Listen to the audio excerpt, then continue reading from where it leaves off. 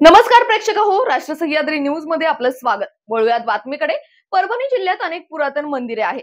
त्यापैकी एक सेलू तालुक्यातील देऊळगाव या ठिकाणी गुरु गोरक्षनाथ यांचे मंदिर आहे। दरवर्षी चैत्र महिन्यातील कृष्ण पक्ष तृतीयास मोठी यात्रा भरते। यावर्षी 6 मे 2024 रोजी मोठ्या उत्साहात येथे यात्रा संपन्न झाली।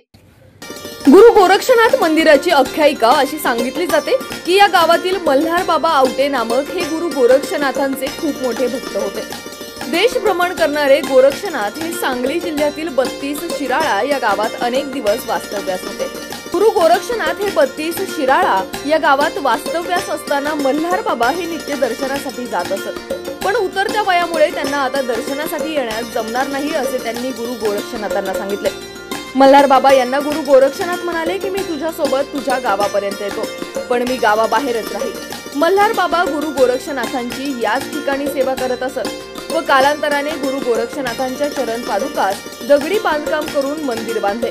त्या काळापासून चालत आलेली यात्रेची परंपरा आजपर्यंत चालूच आहे। आता त्या मंदिराचा जीर्णोद्धार करण्यात आला असून 81 फूट उंचीचे मंदिर व गुरु गोरक्षनाथ यांच्या मूर्तीची प्राणप्रतिष्ठा 27 मार्च 2024 रोजी करण्यात आली। तसेच गुरु गोरक्षनाथांच्या मंदिरासमोरच मल्हार बाबांचे मंदिर बांधण्यात आले। यात्रेच्या दिवशी सायंकाळच्या वेळी कीर्तन झाल्यानंतर दहीहंडी फोडण्यात येते। दहीहंडी फुटल्यानंतर यात्रा पुन्हा फिरते। रात्री मंदिरापासून पालखी निघते, ती पालखी रात्रभर चालते। सकाळी गावातील मल्हार बाबा मंदिरामध्ये त्या पालखीची आरती होते। गुरु गोरक्षनाथ मंदिरापासून पालखी निघाल्यानंतर मंदिर परिसरामध्ये कोणालाही थांबू दिले जात नाही। दुपारच्या वेळी गावकऱ्यांच्या वतीने आपापल्या घरून पोळी भाजी भात मंदिरामध्ये नेण्यात येतो। नंतर ते सर्व एकत्र करून आलेल्या भाविकांना महाप्रसादाची पंगत दिली जाते। यात्रेमध्ये विविध प्रकारची दुकाने देखील येतात।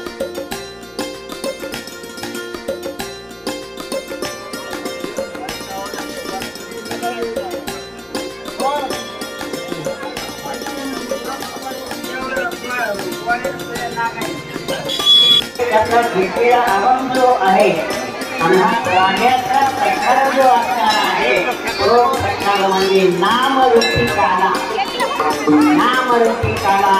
याचा आनंद आपण या ठिकाणी प्रति वर्षाप्रमाणे